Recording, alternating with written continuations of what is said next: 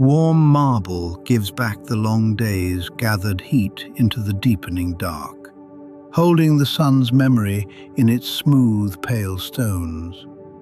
A single clay lamp leans its thin flame out from a high wooden windowsill, the light straightening and bowing as a gentle breath of evening wind wanders through the empty street below. High above the sleeping roofs and the quiet courtyards, the great flat-topped rock of the citadel stands black and massive against a summer sky thick with the silver dust of countless stars. A thin thread of wood smoke bends slowly upward from a hidden courtyard, carrying the faint, sweet scent of burning olive wood into the cool air. The dry sweetness of crushed thyme and warm stone and old pine timber drifts down from the rocky slopes, settling softly over the shut doors and the resting houses. A stray olive leaf, silver on one side and dark on the other, turns over on the smooth stones and settles again into the shadow of a painted wall. The heavy woven awning over a closed fruit stall breathes in and out, rising and falling a little with the slow rhythm of the moving air. The night is entirely clear and free of mist, leaving the clean outlines of the temples etched against the endless dark. Far off, a single dog barks once, a low sound instantly swallowed by the vast, comfortable silence, and the faint murmur of a street fountain weaves itself into the stillness of the hour. The long, measured day is completely over, leaving the great open squares swept and empty under the gentle weight of the night. The immense colonnades where hundreds of voices had echoed in slow debate now hold nothing but pools of unbroken shadow lying quiet between their marble pillars. Heavy wooden shutters are drawn tight across the fronts of the little shops, hiding the folded wool and the stacked pottery and the heavy amphorae of wine safely away in the warm dark. Down in the quarters where the students of the world live and study, the wax tablets have been laid aside, the papyrus scrolls rolled and slipped into their cases, and the young men from across the empire have given themselves over to sleep. The sharp arguments of the philosophers under the broad plane trees faded hours ago, softening into the gentle breathing of thousands of sleepers under their tiled roofs.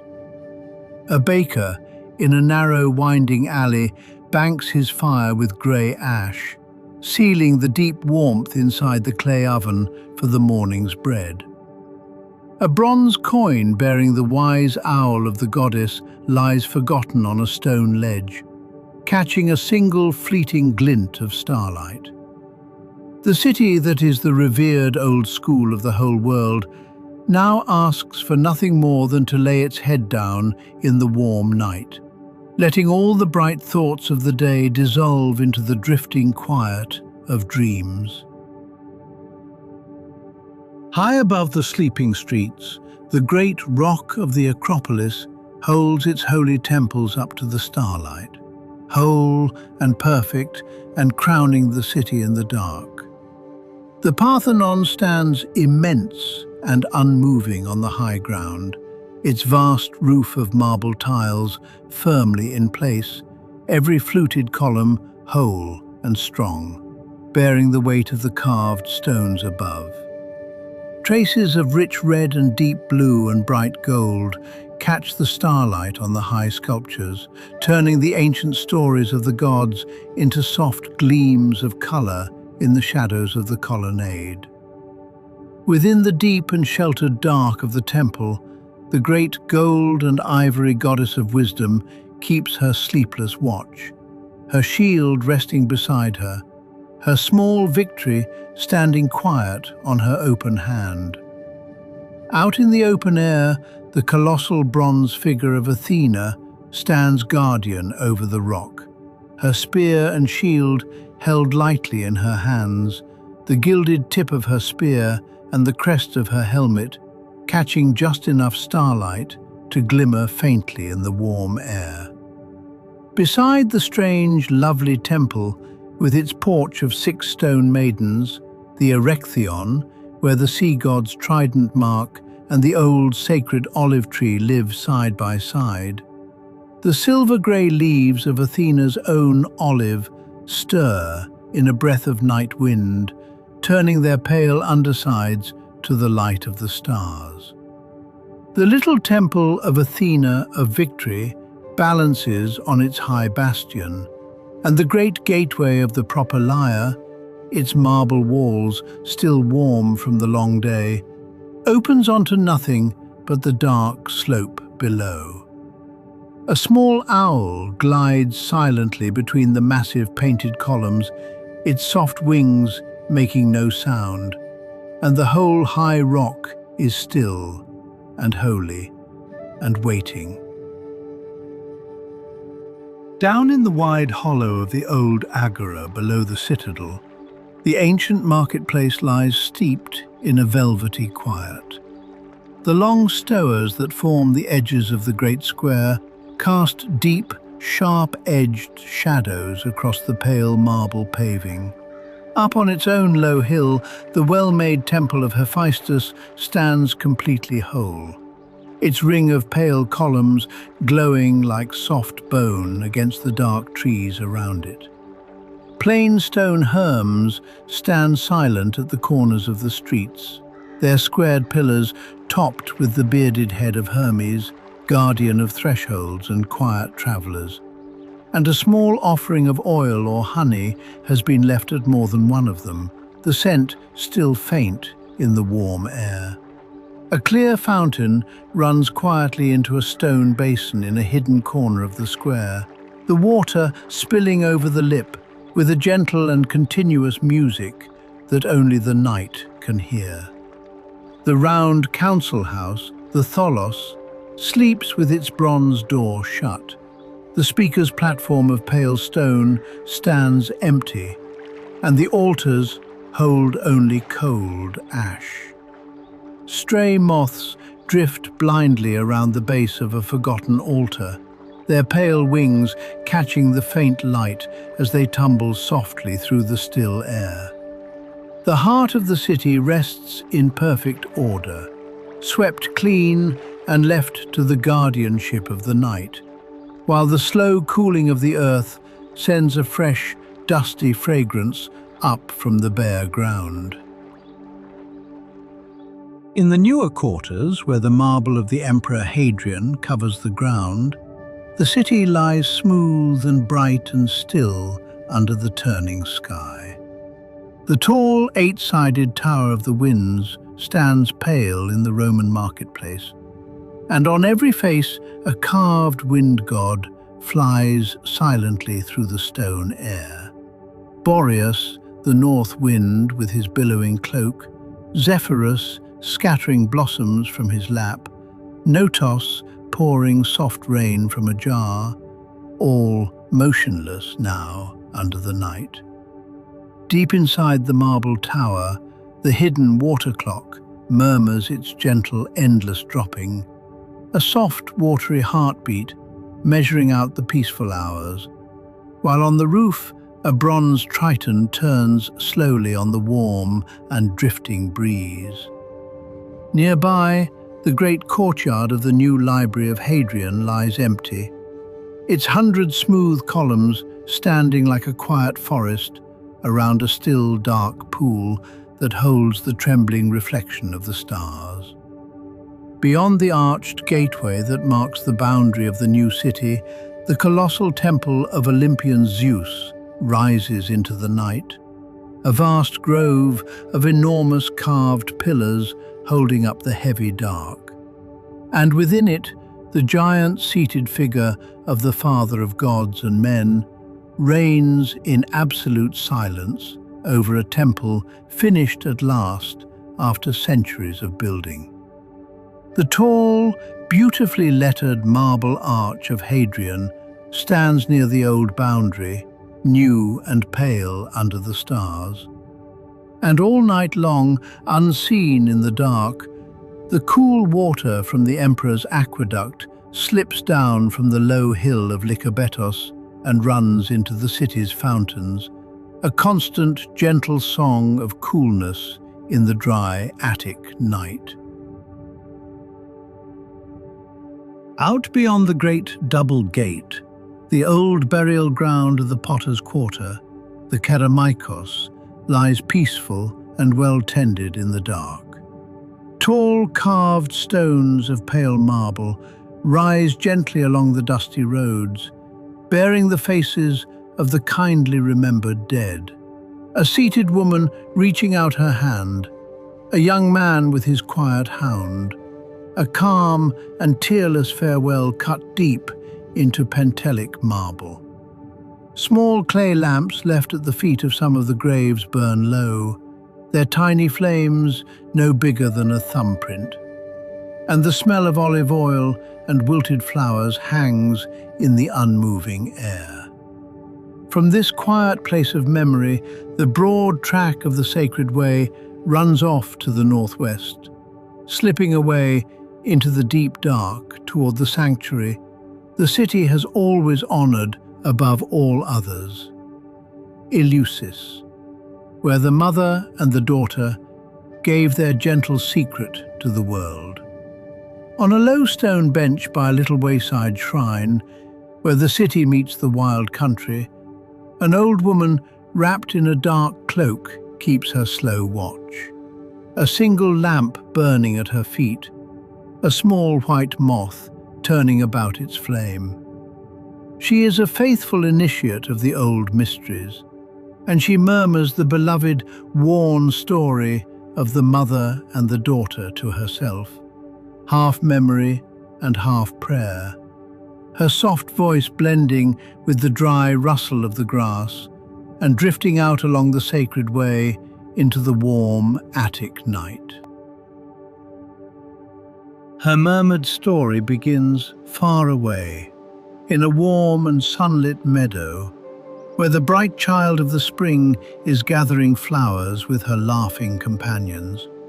The girl, called Persephone, is as bright as the new green shoots. Her bare feet brush the grass, and the air is thick with the scent of sun-warmed earth and blossom, of wild crocus and violet and pale iris. She reaches out her hand for a flower she has never seen before, a great shining narcissus that unfolds its 100 petals from a single stem and seems to glow with a light of its own. As the flower comes away from the earth, the ground beneath it parts softly, opening like a quiet door in the deep soil. And without terror, without a sound to shatter the golden afternoon, she is drawn gently down into the still and solemn realm of the Lord of the Dead. The meadow closes again as if nothing had happened. The flowers sway in the light wind, the sun lies hot on the grass, but the bright daughter is simply gone. Demeter, the great and gentle goddess of the grain, comes walking through the field only moments later, and finds nothing but a scattering of dropped petals and a terrible, ringing silence where her child had been. The mother stands utterly alone in the bright day, the warmth of the sun suddenly meaning nothing to her, while a deep and tender grief begins to gather in her heart, as old and heavy as the earth itself. Through the long, starlit nights, the grieving mother wanders over the whole wide world, seeking the lost child of her tender heart. She carries a great, flaming torch in each of her hands, the twin fires leaning and flickering in the wind as she walks over sea and mountain and plain, their long plumes of pale smoke trailing into the night sky. She walks along the silver shores, where the small waves wash softly over the sand, and asks the tide if it has seen the bright girl. She climbs the steep, pine-forested mountains, her torches casting long shadows against the deeply grooved bark of the ancient trees. She crosses the wide, golden plains where the heavy grain grows tall. For 9 long nights and 9 long days, she neither eats nor tastes the dark wine of the vine, nor takes any rest in sleep. Her grey hair comes loose, and the light of her torches flares and leans in the wind of her passing, but she never puts them down. She calls softly and endlessly for her daughter, her voice a low murmur through the deep valleys and the high rocky passes, and she asks the sun, who sees everything, and the old quiet gods of the countryside, for any word of the girl. Her grief is not a wild and destructive rage, but the pure, aching love of a mother looking for her child in the dark, a tender seeking that asks nothing but to hold the lost one again. Worn out at last, her divine beauty hidden beneath the guise of a frail old woman, the goddess comes to the little town of Eleusis. She sits down wearily by the stone rim of the maiden's well, resting her head in the cool shadow of an olive tree, looking like nothing more than a tired traveller broken by the road.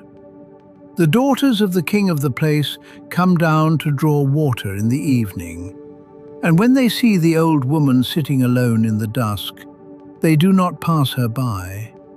They speak to her kindly and ask where she has come from and why she weeps.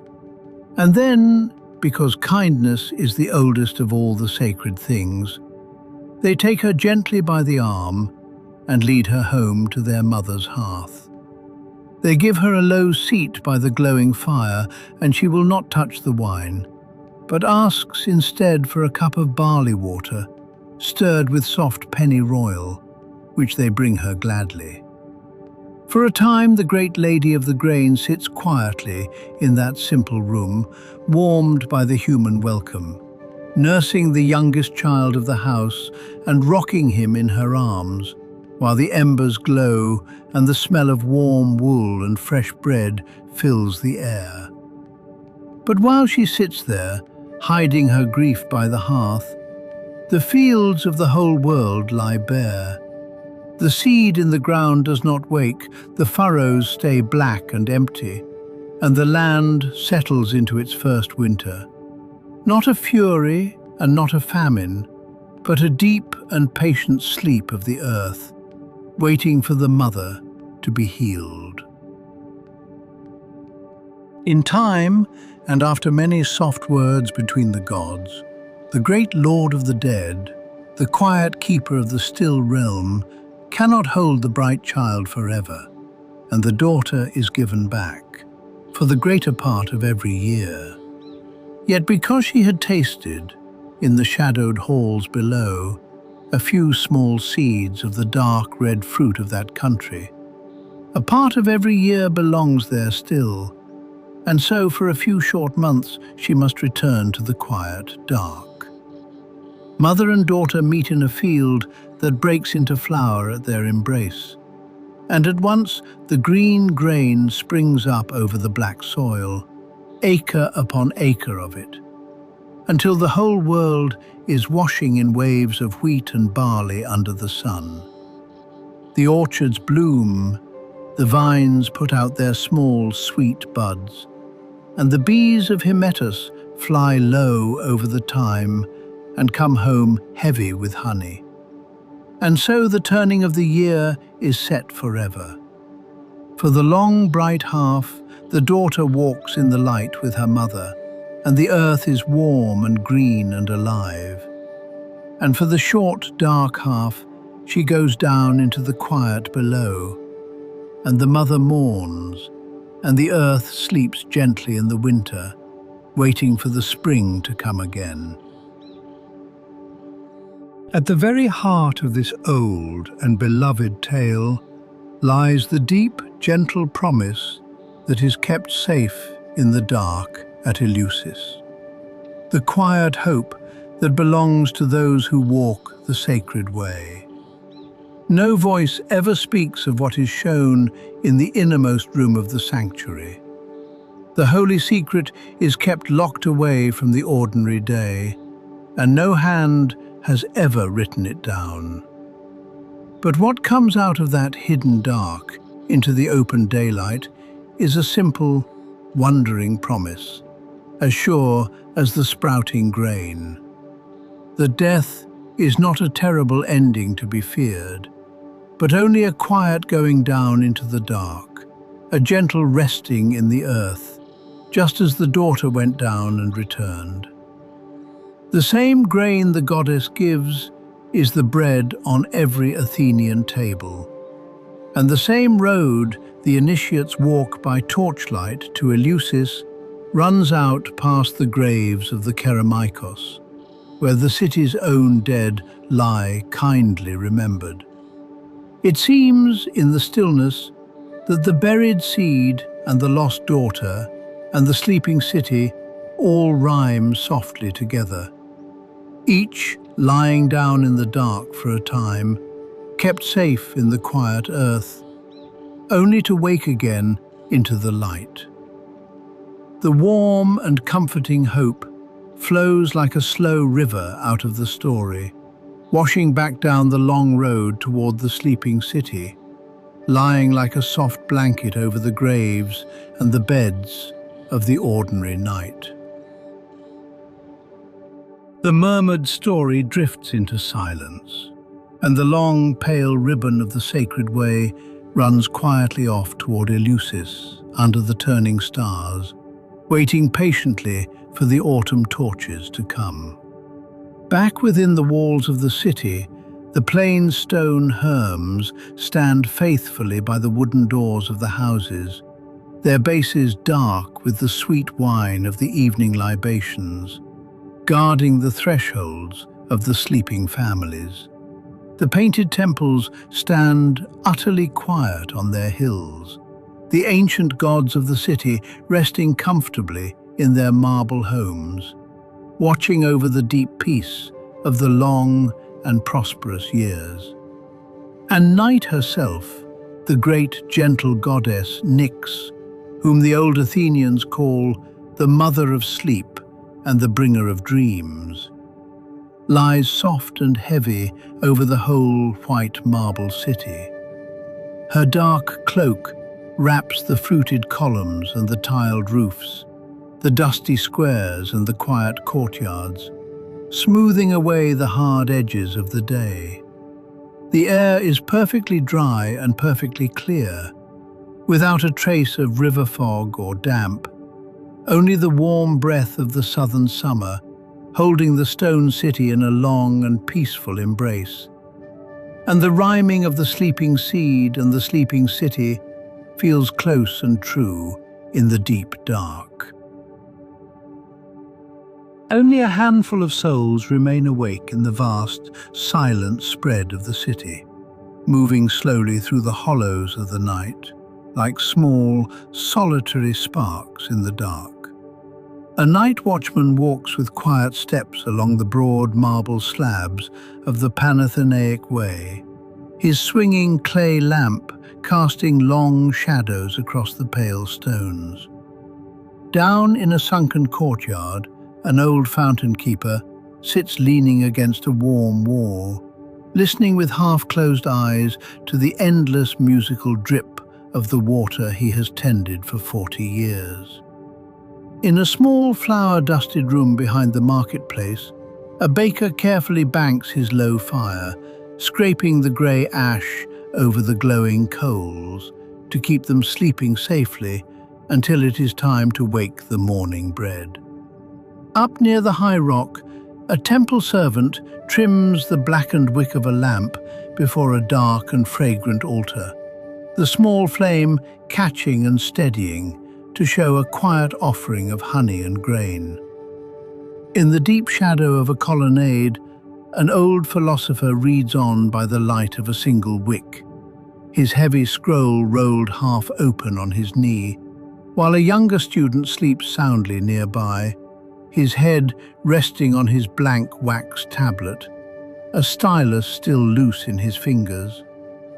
Far below the citadel, out near the walls, a dog barks once into the quiet, and another answers from somewhere among the olive groves, and then the night is still again. Beyond the high gates and the quiet graves, the countryside of Attica stretches away into the dark, a vast and gentle landscape resting under the same thick canopy of stars. The enormous silver-grey olive groves that fill the plain whisper and shiver in the slight night wind, their millions of narrow leaves turning and brushing together in a sound like a distant, breathless sea. Athena's own gift, ancient and patient, the trees that feed the lamps and the kitchens of the city. On the lower slopes, the heavy vines rest in the dark, their broad leaves sheltering the swelling grapes. Out to the east, the long ridge of Mount Hymettos stands dim and broad against the sky, its famous bees asleep in their hidden hives after a long day gathering the dark, sweet honey of the wild thyme.